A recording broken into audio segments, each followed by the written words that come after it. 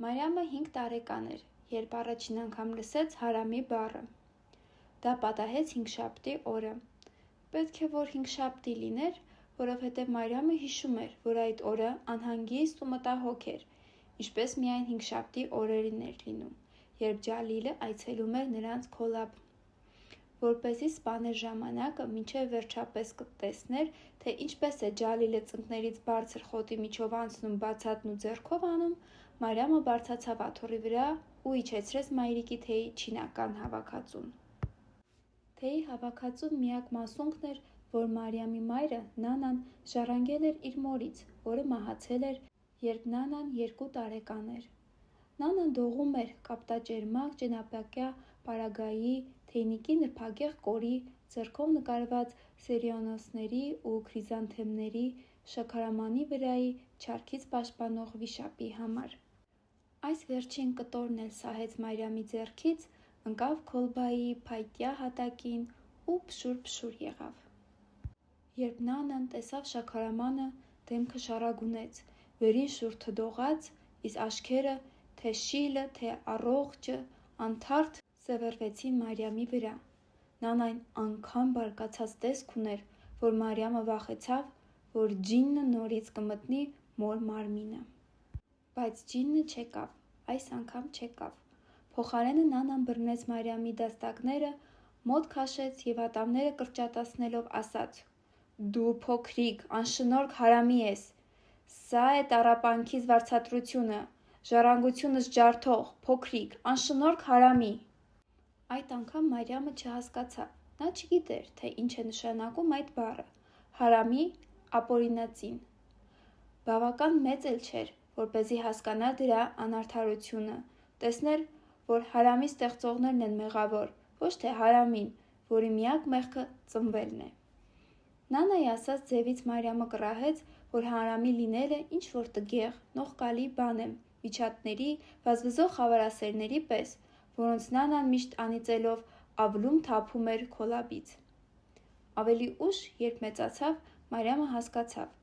Նանայի ասելու ձևն էր առավել խայթում իրեն, ասես ոչ թե արտասանում էր, այլ թքում այդ բառը նրա ուղղությամբ: Այդժամ նա հասկացավ, թե ինչ նկատի ուներ Նանան,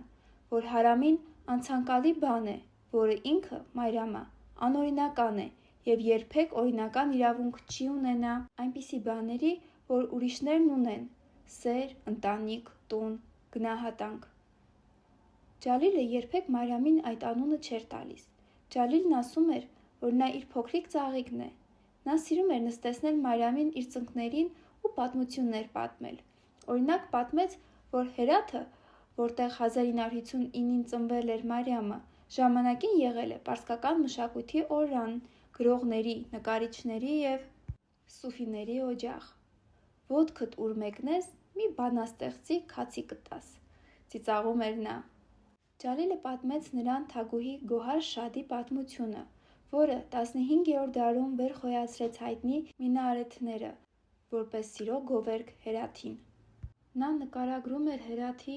ցորենի կանաչ դաշտերը, այգիները, խոշոր խաղողից ծանրացած վազերը, քաղաքի բազմամարդ կամարակապ շուկաները: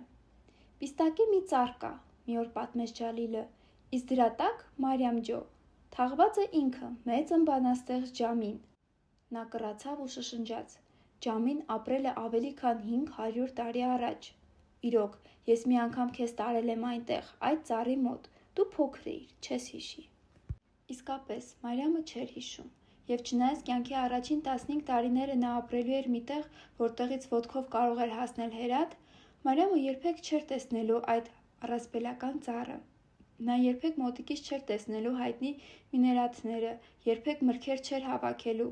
Հերաթի այգիներից կամ զբոսնելու դրա ցորենի դաշտերում: Բայց երբ Ջալիլը պատմում էր, Մարիամը կախարդված լսում էր: Նա հիանում էր աշխարհի մասին Ջալիլի խոր գիտելիքներով: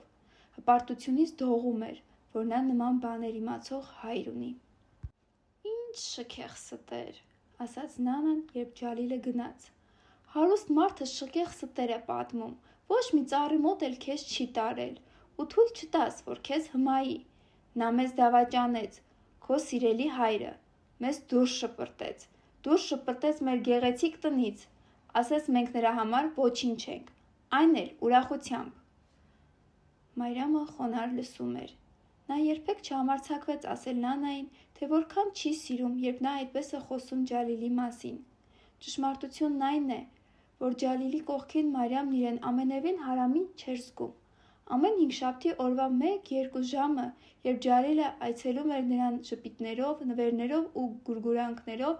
Մարիամին թվում էր, որ նա արժանի է կյանքի ողջ գեղեցկությանն ու ճոխությանը։ Եվ այդ բանի համար Մարիամը սիրում էր Ջալիլին։ Չնայած ստիպված կիսում էր Ջալիլին այլոց հետ։ Ջալիլն ուներ 3 կին և 9 երեխա, 9 օրինական երեխա, որոնց Մարիամը չէր ճանաչում։ Նա Հերաթի ամենահարուստ մարդկանցից էր։ Նրան էր պատկանում մի կինոթատրոն, որը Մարիամը երբեք չէր տեսել, բայց պնդել էր, որ Ջալիլը նկարագրի և գիտեր, որ շենքի ճակատը պատված է կապտակավագույն սալիկներով, ունի պատշգամբի մասնավոր նստատեղեր ու ցանկաշար առաստաղ։ Երկոն բացվող դռները տանում էին դեպի սալիկաշատ շքամուտք, որտեղ ապակու հետևում կախված էին հնդկական ֆիլմերի պաստառներ։ Երեքշաբթի օրերին, մի օր պատմեց Ջալիլը, երեխաները կրպակից անվճար պաղպաղակ են ստանում։ Նանան համեստորեն ժպտաց, երբ Ջալիլը պատմեց դրա մասին։ Սպասեց, մինչև նա քոլաբից դուրս գա, հետո քրքջաց ու ասաց. «Օտարների երեխաները պաղպաղակ են ստանում»։ «Դու ինչ ես ստանում, Մարիամ, պաղպաղակի մասին պատմություններ»։ Կինոթատրոնից բացի Ջալիլին էին պատկանում հողակտոր Կարոխում, հողակտոր Ֆարահում, գորգերի 3 խանութ, հագուստի խանութ և սև Բյուիկ Ռոդմաստեր 1956 մեքենա։ Նա Հերաթի լավ կապեր ունեցողներից էր, քաղաքապետի և մարզպետի ընկերը, ուներ խոհարար, վարորդ և 3 տնային տնտեսուհի։ Նանան տնային տնտեսուհիներից մեկն էր, մինչև փորը չսկսեց մեծանալ։ Երբ դա տեղի ունեցավ, ասաց Նանան, Ջալիլի ընտանիքը այնպիսի խմբային աղ քաշեց, որ Հերաթի օդը պակասեց։ Խնամիները երդվեցին, որ արյուն են թափելու։ Կանայք պահանջեցին, որ Նանային դուրս շպրտի։ Նանայի հայրը, որը մոտակա Գյուլդաման գյուղում համեստ քարտաշ էր, հրաժարվեց աղջկանից։ Խայտառակված հայրը հավաքեց ունեցած-չունեցածը, նստեց իրան գնացող ավտոբուս և նրան այլևս ոչ տեսնող եղավ, ոչ լսող։ Մեկ-մեկ, ասաց Նանան մի առավոտ, երբ քոլաբի մոտ հավերին էր կերակրում, կուզեի, որ հայրս քաջություն ունենար, իր դանակներից մեկը սրեր ու պատվի հարցը լուծեր։ Գուցե ինձ համար լավը դա լիներ։ Նա մի բուռ սերմ գցեց հավաբուն, մի պահ լռեց ու նայեց Մարիամին։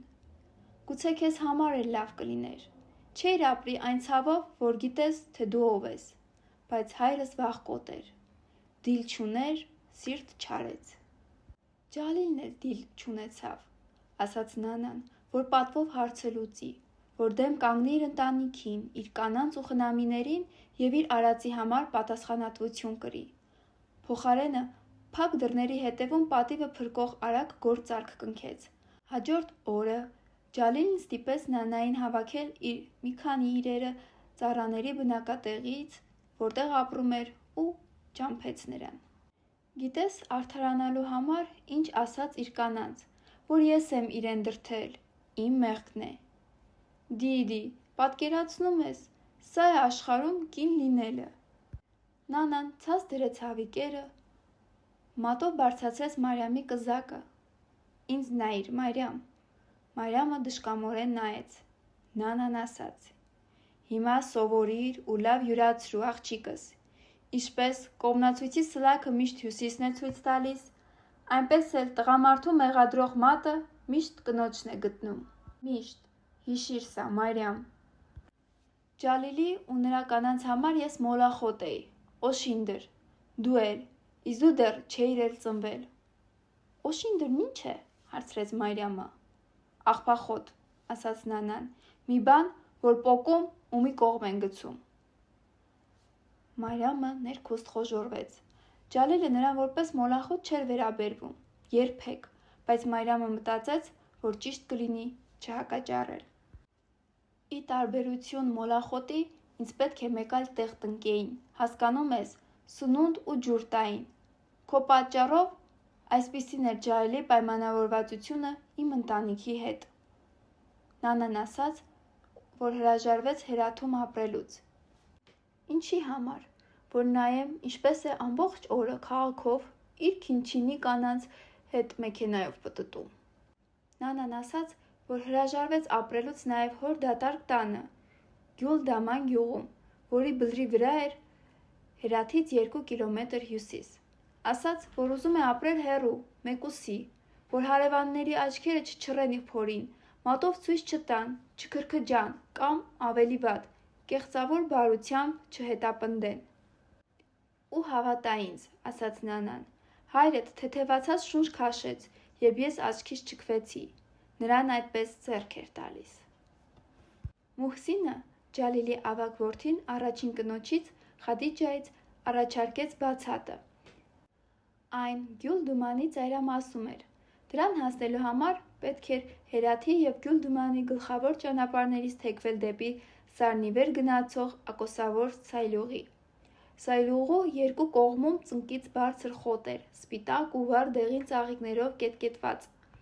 Սայլուղին օձաձե բարձրանում էր Սարնիվեր ու հասնում մինչև հարթ դաշտը, որտեղ վեր էին խոյանում բարդիներն ու կաղամախիները, խմբերով աճում էին վայրի թփերը։ Այդտեղից ձախ երևում էին Գյուլդումանի հողմաղացի ժանգոտ թիակների ծայրերը,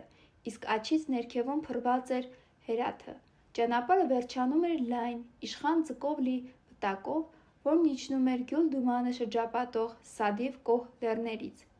Գետի հունով 200 մետր վեր դեպի սարերը լացող ուռենիների պուրակ էր, մեջտեղը ուռենիների ստվերում բացատ էր։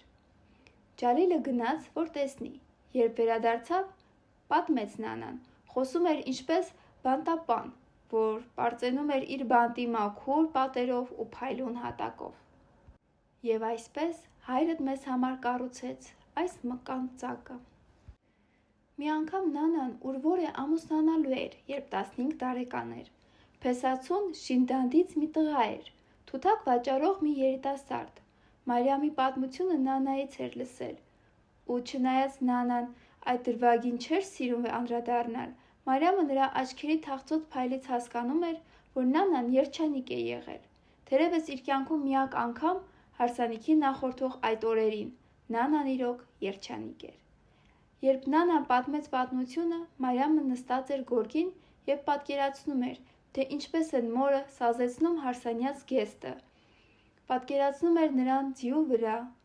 նրա ամաչկոտ ժպիտը կանաչ զգեստի քողի տակից, հինայով ներկած ձեռքերը, արծաթի փոշիով բաժանած մազերը, ծառի հյութով հյուսած հյուսքերը։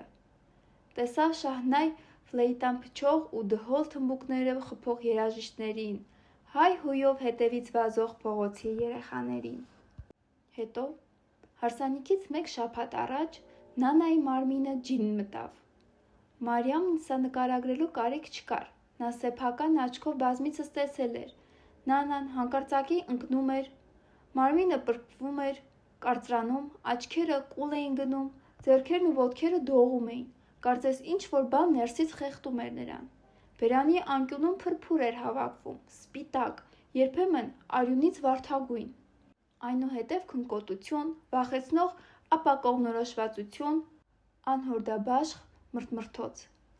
Երբ լուրը հասավ Շինդանդ, թութակ վաճառողի ընտանիքը հարսանիքը չեղյալ հայտարարեց։ Խտնեցին, Նանայի ասելով։ Հարսանյաց գեստը պարտակեցին, դրանից հետո ուզողներ չեղան։ Բացատում Ջալիլն ու նրա 2 որդիները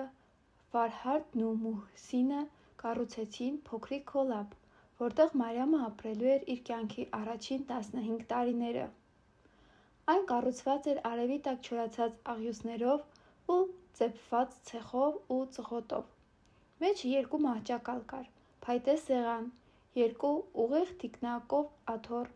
1 պատուհան ու պատերին գամված դարակներ, որտեղ Նանան դրեց կավե ամաններն ու իր թեյի սիրելի չինական հավաքածուն։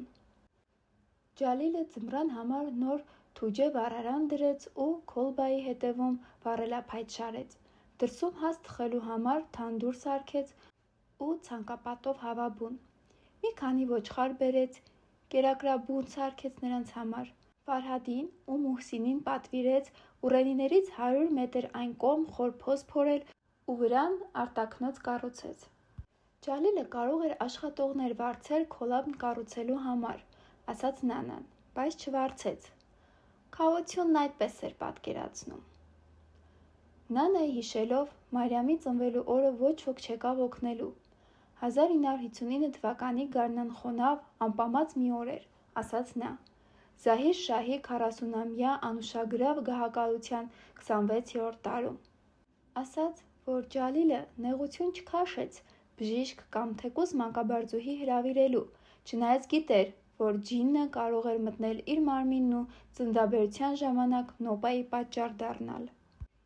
Ինքը միայնակ պառկել էր քոլբայի հատակին, դանակը կողքը, քրտինքի մեջ կորած։ Երբ ցավն ուժեղանում էր, ես կծում էի բարձն ու գոռում, մինչև ձայնս չկտրվեց, և միևնույն է, ոչ ոք չեկավ, որ դեմքս սրբի կամ ջուր տա։ Իսկ դու, Մարիամ ջո, չէիր շտապում։ Համարյա 2 օր ստիպեցիր պառկեմ այդ սառը չոր հատակին,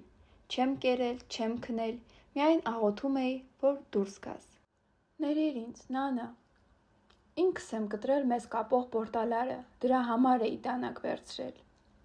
Ներիր ինձ։ Այստեղ Նանան միշտ դանդաղ տանջալից ժպտում էր, ասես շարունակում էր մեղադրել կամ դժկամորեն ներում էր։ Մարիամն այդպես էլ չհասկացավ։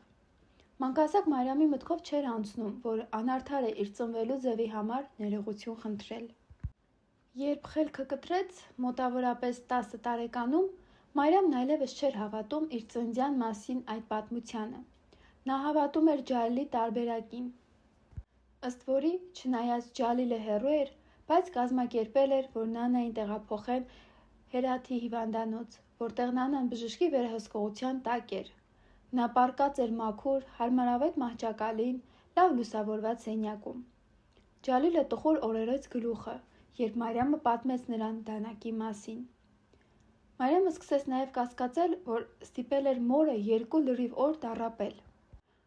Ինձ ասացին, որ մի ժամվա ընթացքում ամեն ինչ ավարտվեց, ասաց Ջալիլը։ Դու լավ դուստր էիր, Մարիամ ջո, նույնիսկ ծնվելուցդ ժամանակ լավ դուստր էիր։ Նա նույնիսկ այնտեղ չէր, թշնամանքով ասաց Նանան։ Նա Թաթխի Սաֆարում էր, ձիեր քշում իր թանկագին ընկերների հետ։ Երբ նրան հայտնեցին, որ նոր աղջիկ է ծնվել,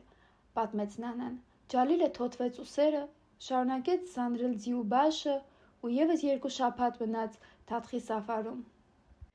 Իրականում նա քեզ նույնիսկ ձեռքը չի առել, մինչև մի ամիսդ չլրացավ,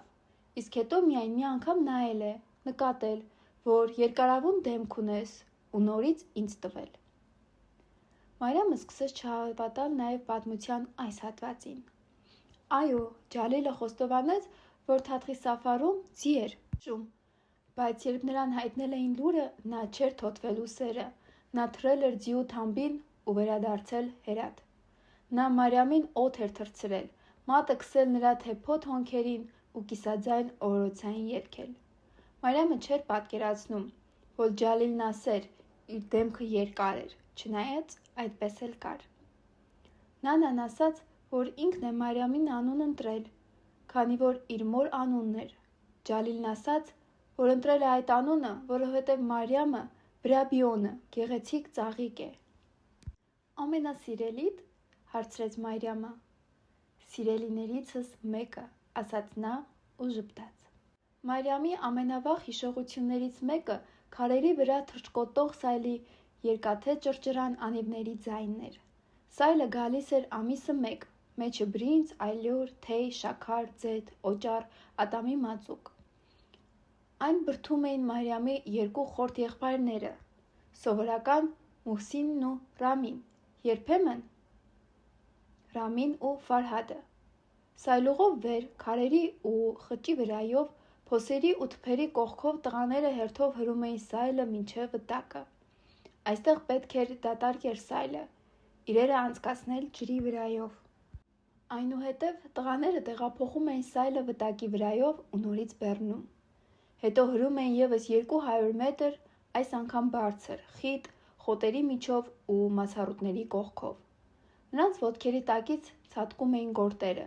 եղբայրները քրտնած դեմքերից քշում էին մոծակներին։ Նա ծառաներ ունի, ասաց Մարիամը, կարող էր ծառային ուղարկել։ Քավությունն այդպես է պատկերացնում, ասաց Նանան։ Սայլի ձայնից Մարիամն ու Նանան դուրս էին գալիս։ Մարիամը միշտ հիշում էր Նանայի տեսքը, պարենի օրը։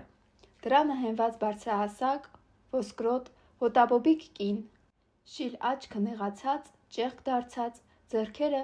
արհամարհական ու հեգնական կրծքին խաչած։ Նրա կարճ կտրած, արևով լուսավորված մազերը առանց գլխաշորի էին, չսանրած։ Հագին մինչև կոկորդը կոճկած, մոխրագույն վատ կարված վերնաշապիկ էր, գրպանները լցնում էր ընկույզի չափ քարերով։ Տղաները նստում էին վտակի մոտ ու սպասում, որ Մարիամն ու Նանան պարենը քոլբա տեղափոխեն։ Նրանք խոհեմաբար 30 մետրից մոտիկ չէին գալիս, չնայած Նանան լավ նշան չէր բռնում, ու քարերի մեծ մասը թիրախից շատ հեռու էր ընկնում։ Բրինձի պարկերը ներս տանելիս Նանան բղավում էր տղաների վրա, նրանց անպատիվ անուններ տալիս, որոնք Մարիամը չէր հասկանում։ Նանան ատելությամբ էր նայում նրանց, անիծում նրանց մայրերին։ Տղաները երբեք վիրավորանքներին չէին պատասխանում։ Մարիամը խղճում էր տղաներին։ Ինչքան հոգնած պետք է լինեին նրանց ձեռքերն ու ոտքերը, խղճահարությամբ մտածում էր նա այդ ծանր բեռը հրելուց։ Կուզեր, որ իրեն թույլ տային, նրանց ջուր տար, բայց Մարիամը ոչինչ չէր ասում, և եթե նրանք ձեռքով էին անում, չէր պատասխանում։ Մի անգամ, հանուն Նանայի, Մարիամը նույնիսկ բղավեց Մուհսինի վրա, որ նրա բերանը նման է Մուղեսի հետույքի, իսկ հետո տառապում էր մեղքի և ամոթի զգացումից ու վախենում, որ նրանք կպատմեն Ջալիլին։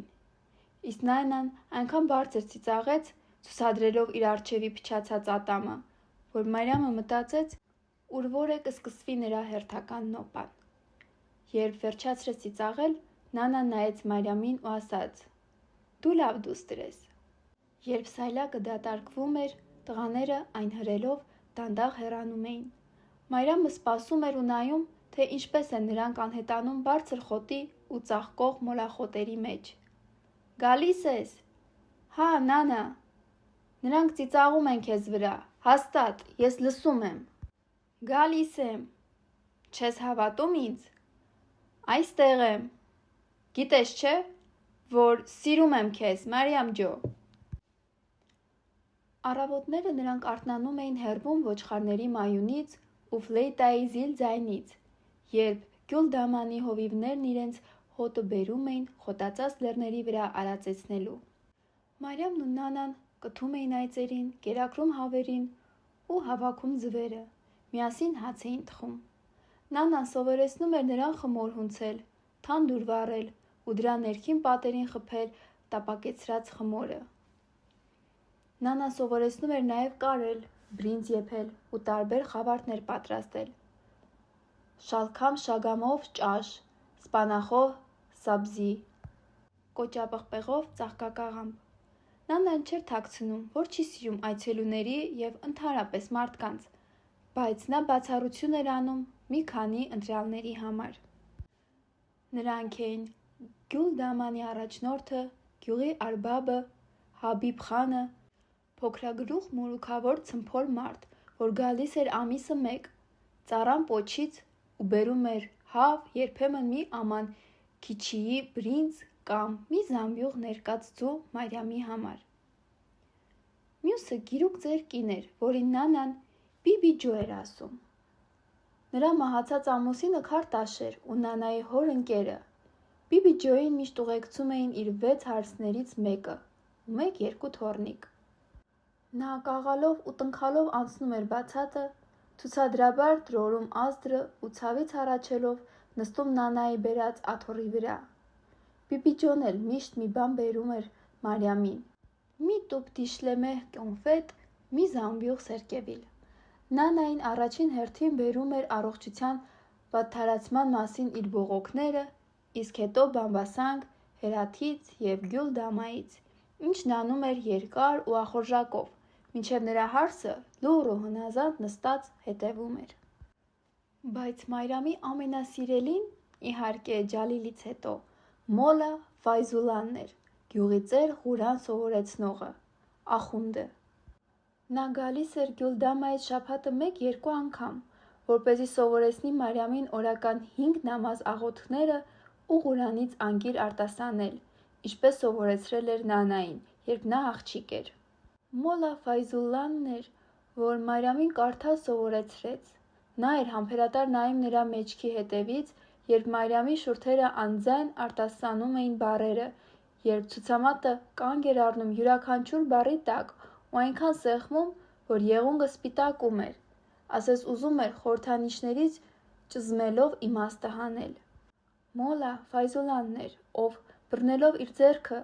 մատիտը տանում էր յուրաքանչյուր ալեֆի կորի, յուրաքանչյուր բեհի կամարի, յուրաքանչյուր սեհի 3 կետերի վրայով։ Նա վտիտ, կորամեջ ծերունի էր, անատամ ժպիտով ու մինչև պորտը հասնող սպիտակ մորուքով։ Սովորաբար նա մենակ էր գալիս քոլբա, թեև երբեմն բերում էր իր կարմրավուն մազերով տղային, Համզային, որը մի քանի տարով մեծ էր Մարիամից։ Երբ Մոլա Ֆայզուլանն մտնում էր քոլբա, Մարիամը համբուրում էր նրա ձեռքը, ասես մաշկի բարակ շերտով ծածկված փայտիկներ համբուրեր, իսկ նա համբուրում էր Մարիամի ճակատը, ու նրանք նստում էին ներսում, օրվա դասը սրտելու։ Հետո երկուսով նստում էին քոլբայի առաջ, սոճու սերմեր էին ուտում ու կանաչ թեյ խմում։ Հետևում էին ծառից ծառ թռչող բյուլ-բյուլ թռչուններին։ Երբեմն գնում էին զբոսնելու թափված բրոնզագույն տերևների ու լաստենու թփերի միջով, վտակի կողքով դեպի լեռները։ Քայլելիս Մոլա Ֆայզուլանն պտտում էր իր թասբեհի ունունքները ու դողացող ձայնով պատմում Մարիամին պատանեկության օրերին տեսածների մասին, օրինակ Երգլխանի օձի մասին,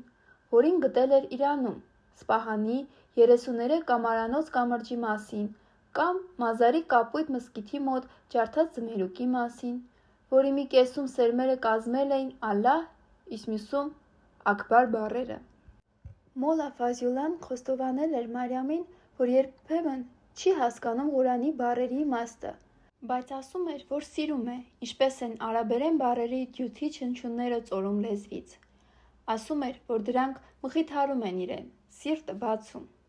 Դրանք քեզ էլ կմխիթարեն, Մարիամ ջո, ասում էր, դու կարող ես դրանք արտասանել, երբ կարիք ունենաս, ու դրանք քեզ չեն դավաճանի։ Աստծո խոսքը քեզ երբեք չի դավաճանի, աղջիկս։ Մոլա Ֆայզուլան ոչ միայն պատմում էր, այլև լսում պատմություններ, երբ Մարիամը խոսում էր, նա միշտ ուշադիր էր, դանդաղ գլխով էր անում ու երախտագիտությամբ ժպտում, ասես նրան հատուկ արտոնություն էր շնորհվել։ Մոլա Ֆայզուլային հեշտությամբ կարելի էր պատմել այն բաները, որոնք Մարիամը չէր համարձակվի պատմել Նանային։ Մի օր զբոսնելիս Մարիամը նրան ասաց, որ ցանկանում է իրեն թույլ տան դպրոց գնալ։ Նկատի ունեմ իսկական դպրոց, Ախոնդ Սահիբ, դասարանում, հորս մյուս երեխաների պես։ Մոլա Ֆայզուլան կանգ առավ։ Մեկ շաբաթ առաջ Բիբի Ջոն տեղեկացրել էր, որ Ջալիլի դուստրերը Սայդեն ու Նահիդը հաճախում էին Մեհրի աղջիկների դպրոցը Հերաթում։ Այդ ժամանակից ի վեր Մարիամի գլխում անընդհատ պտտվում էր դասասենյակների և ուսուցիչների, տողերով տետրերի, թվերի սյունակների, մուգ, հաստ գրող գրիչների մասին միտքը։ Նա պատկերացնում էր իրեն մյուս աղջիկների հետ մի դասարանում։ Մարիամն ուզում էր դնել քանոնը էջի վրա ու կարևոր գծեր գծել։ Դա է ուզածդ, հարցրեց Մոլա Ֆայզուլան, նայելով նրան իր մեղմ, ջրակալած աչքերով, ձեռքերը կորացած մեջքի հետևում։ Նրա չալմայի ստվերը ընկնում էր եղածաղիկների վրա։ Այո, և ուզում ես հարցնեմ մորը թույլտվությունը։ Մարիամը ժպտաց։ Նրա կարծիքով Ջալիլից հետո աշխարհում չկար մեկը, որ ավելի լավ էր հասկանում իրեն, քան իր ծեր ուսուցիչը։ Հիմա ինչ անեմ։ Իմաստուն Աստված բոլորին մի թուլություն տվել է, իսկ իմ բազմաթիվ թուլություններից ամենամեծն այն է, որ անզոր եմ քեզ մերժել, Մարիամ ջո, ասաց նա ու թփթփացրեց իր հոդաբորբով մատը Մարիամի այտին։ Բայց ավելի ուշ, երբ սկսեց Նանայի հետ քննարկել, Նանան ձեռքից գցեց դանակը, որով սոխ էր կտրտում։ Եթե աղջիկն ուզում է սովորել, թող սովորի, սիրելիս, թող աղջիկը կրթություն ստանա։ Սովորի, ինչ սովորի, մոլա սահիբ, կտրուկ ասաց Նանան։ Ինչ կա սովորելու։ Նա շշտակի նայեց Մարիամին։